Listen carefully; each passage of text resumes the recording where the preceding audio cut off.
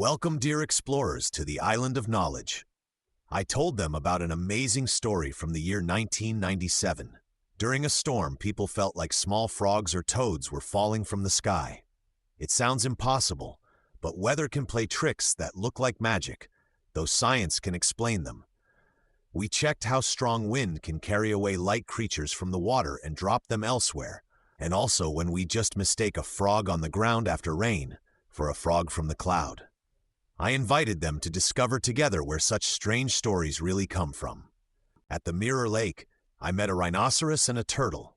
The rhinoceros said that the frog rain must work like pouring water from a bucket, but instead of drops, frogs float in the clouds. And when the cloud gets too heavy, it tilts and dumps them on the ground. The turtle said it must be the birds carrying frogs in their beaks like snacks, and during the storm, they drop them on the way. So people think frogs fell from the sky. Their ideas made me smile, but I explained that such stories usually relate to very strong wind during storms, which can carry small animals from the water and drop them somewhere else.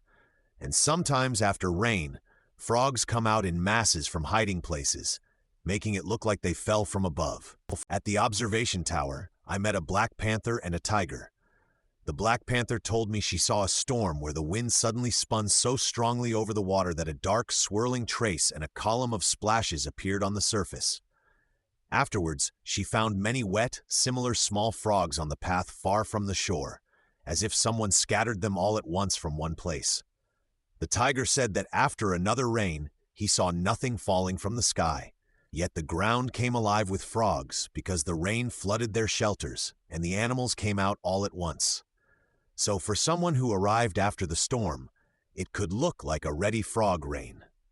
I summarized their stories, that sometimes a swirling, very strong gust carries small creatures, and sometimes our eyes mistake the sudden appearance of frogs after rain for them really falling from clouds. At the Bridge of Thinking, I met a vulture and a butterfly.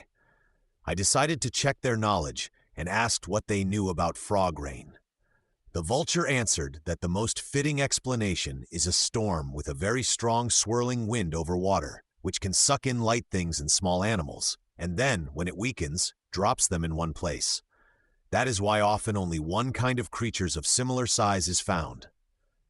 The butterfly added that it is worth remembering that after rain, frogs come out massively from grass, ditches, and mud.